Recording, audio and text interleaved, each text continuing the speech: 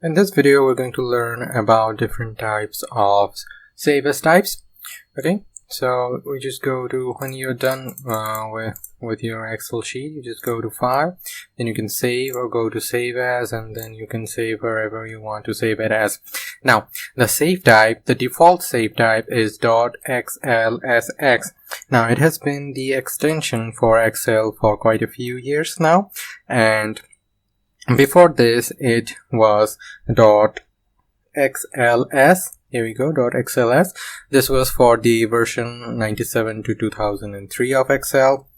And then we have .xlsm. Let me just look right here. We go. We have the .xlsm. It is for a macro enabled workbook, for receiving a workbook with macro or VBA code in it. And then we have .xlsb, and there we go, it is .xlsb. It is the alternative for .xlsm. This is a binary workbook, a great advantage for bigger files. It is very quick to open and close. Then we have the .csv.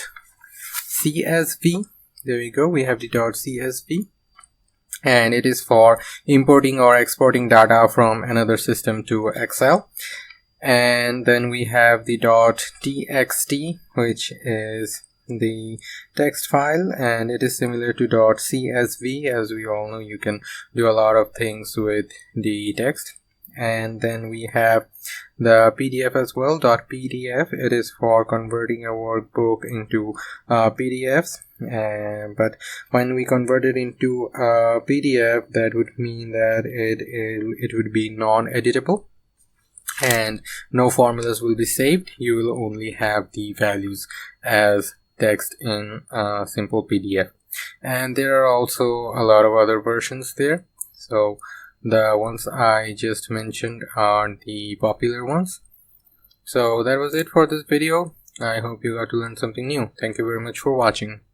If you have found the video to be useful, please like and consider subscribing to the channel, as it will enable me to make more videos like this one. Thank you.